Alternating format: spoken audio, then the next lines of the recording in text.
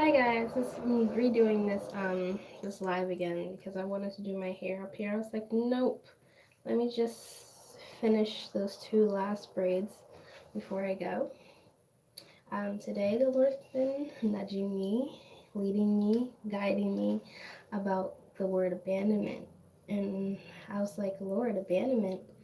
Um, I felt like I'd done everything you asked me to do. I feel like I forgave those people who done wrong to me. I haven't hated anybody, or I may have got annoyed with somebody, but I really, the Lord, I was like, Lord, abandonment. um Only thing I can know about a couple things that has been is my family. Remembering the death of my grandmother and people at my job. It's like the Lord's been sending me dreams about you leaving work and feeling like people are just grabbing your things and going, and that's maybe abandonment in that sort of way. But that's not what the Lord was pushing and tugging me about. Today is the day of my grandma's birthday, and it's like my family, we don't gather together on both sides, on my mother's side and my father's side. Today is my father's mother, and it's like we don't talk about it, we don't be about it. Like, we're always going to remember her for being her. It's just knowing that you're Alfred, you're a Logan, that you are these last names. And it's like, I know I have the last name Hall from my mother's father. It's just like you're just tugging through these three last names. Not identity crisis. It's just people coming through your life and you making you feel apart, strong, worthy. But it's just like when it comes to gathering on my mother's side, and it's just like the Lord's leading me to call my grandmother more, leading me to call, reach out, showing me the two cousins, Shaliqua and Makita, seeing them to love them, and also to call my grandmother. But also today I was on Facebook and I was like, oh, you get so warped up in the world. I was like, how dare I forget my grandmother's birthday? And God rest her soul, and at least she's not suffering anymore because she died of type 2 diabetes. My grandmother was the smallest lady ever, very strong, very spicy. I'm 5'3", she's maybe was 5 foot, and very headstrong woman, but she was not taking care of herself. She would drink she likes corn chips, she likes Dr. Pepper, she can drink the whole thing, she likes greasy food, she likes southern food. So it's just like I was just saying, Lord, abandon. I said, only thing I know inwardly what I've been feeling, the Lord said, you just want to be loved. And so it's just, you want to be able to have a significant other, but that's not the topic today.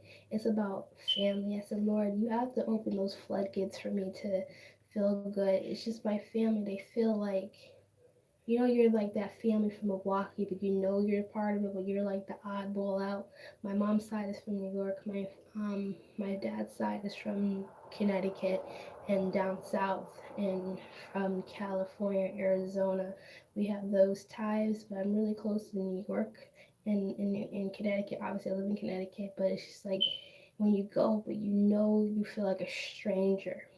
It's like really awkward. It's like your first day in middle school, first day of freshman year. You just gotta just be strong, you guys. And I just want to be humble. The Lord put that in my house. Be humble. Who cares? We're all adults. Even if your cousins are over there laughing at you, I said, Lord, why do they keep laughing? He keeps saying they're mimicking each other. They're like little birds. I said, it is what it is. It's about the aunts. It's about the grandmother. It's about the memories, and say that you did it. And after that ties, who cares about the cousins? It's all about the aunts who want to celebrate you. Even the aunts and their kids over there laughing. Let them be about that. It's just, and also my mom has 6 kids. Usually my cousins have like 3, 4, 2, 1. We come in numbers. And I said, Lord, that's another thing that they kind of fear us a little bit or feel like we're out of place because we come in numbers. It's just my mom's we have more kids and we have more smiley. They're always like, the way we dress, it's like, who cares? And why do we always have to be molded on how we should dress? And it's just fun. Like they always want to nitpick my older brother because my brother, God be the glory. He suffered from anxiety, depression, mental illness, and we've been praying for him, and he's having many breakthroughs. And they always like to pick that up, and then no one's perfect. We're not gonna lock and key and point the fingers at them. We're just gonna just take a deep breath and say, Lord, heal that void in our heart. Shield us, my Lord, from the shame. Forgive our cousins for the wrongness. It's like it feels like childhood memories that while we're not in the photos, they chose to hide themselves. They chose to, oh, we're gonna be quiet. We're not gonna tell them where the event was. Oh, we wasn't supposed to say anything. We don't want to be about that because we know we're not welcome. We are welcome. And it's like we always have to go up to New York, but they never want to come down. And it's like my dad's side, I get there, it's like I'm quiet, they're loud.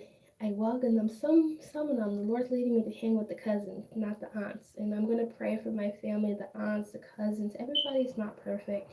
So it's just like if you're feeling like abandonment on that side of your family, please love your family. You don't have to be like putting chocolates at their feet, money if they ask for it, because sometimes you can't help everybody. It's just saying how are you goes a very long way. You guys, I really hope everybody's having an amazing morning. Good morning, happy Monday. And I was just saying, Lord, why can't I not go to work? Why am I feeling like here? I'm like, oh, so you want me to speak on something? He's been abandonment. And another thing, another dream I want to share with you guys that I had last night is my another dream at my school. It was much smaller. My childhood home at my when I was there from like I'm gonna say 5 up to 12. This middle something significant about my house in the middle house, and it was like the school that I had was much smaller. It was much darker, much dirtier, and I was like, okay, the staff was just talk. They were just there molding in. The kids were just quiet. I said, okay, I need to go outside because we have some new staff. There's a male here. I'm really excited for male involvement. New lady. I said, okay, what's her about? She's singing about music. She's cleaning up. I go outside. I said, oh, how did I get from my school into the backyard of my childhood middle, the neighbor's house? So dirty, and it was just always dark in that backyard, especially theirs. And I liked that they were just taking stuff out of my house, my childhood home, out of the basement, just throwing stuff out. My siblings are just standing there. I'm so excited. I said, "Do you need help?" This guy was just playing the music. He said, "No, don't worry about it. I'm just watching and I'm just praising." I said, "Lord, thank you that they're throwing stuff out of the house. They're just throwing everything. They're not being abandoned. They're just welcoming. No, thank you. Just a word saying no, thank you. I'm just watching. I'm just molding." And then I woke up. I said, okay, it's 6 o'clock in the morning. Let me get myself up. And another dream I had yesterday, where I can link in when I had the Bible study Daniel 7 about the four winds and the four beasts. And I had a dream. I said, and also before I said, oh, I didn't have a dream about how creatures. And the same day, the same night, I had a dream about a dinosaur. It was just an office, be just going through, you know how the episodes go. You just gotta get molding, and everybody. Then they were like, "You gotta hide." I said, "Why?" "You don't hide, sweetie. You're gonna die." And I noticed, I said, okay, let me just go upstairs. Let me put my head over the covers. And here comes these people. You need to get out of here. We claimed this. You need to go somewhere. So right there, I felt abandoned because now you're taking my spot. I said, you know what? I'm not arguing. I go downstairs and I hide with the people. I said, what are you doing? I said, don't worry about it. Shut up, shut up, shut up. And so the place where I was, where the people took my space, the dinosaur ate them. I said, that's karma is. It goes a long way. So I said, you know what, Lord, through the beasts, the people trying to take my space, I feel abandoned in that way at my job. And I want to be able to just restore people's lifestyle. I want to be able to go forward. I just want to have a happier day. I just want to have different steps and baby steps with my family to forgive them and just make an effort, because you can't make people do things. You can't help everybody. Just meekness, there's be humbleness, there's rise, and we're just going to have a better day. We're going to be strong in Jesus' name. We're going to take a deep breath. We're going to just relax. And also, by me speaking, took a lot of that junk out of my spirit, out of my chest. It's just wanting to be able to just take a deep breath. you know I don't feel abandonment towards my family, because I said sometimes I know that I'm a strong leader. I know that the Lord's leading me to leave out of my mom's house. So it's just sometimes my family, they get their little ways, and it's just, you just gotta just love your brothers and sisters. And the Lord spoke to me, he says, "Are you sometimes do you feel like you feel abandoned by your family?" I said, "Not all the time. It's just I don't want you to smite them.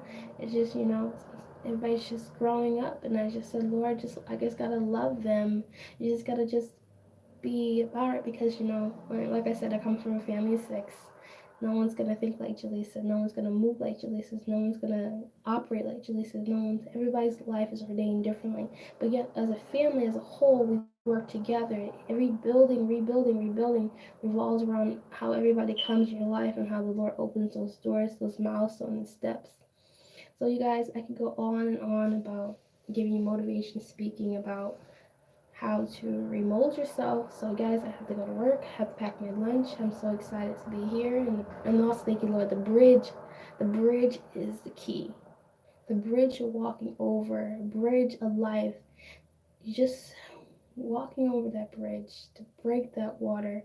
But God, just trust in Him and believe in Him. He will fight your battles even way before you're like, "I gotta make a phone call." It takes anxiety. Sometimes it takes me days and months to just call my grandmother.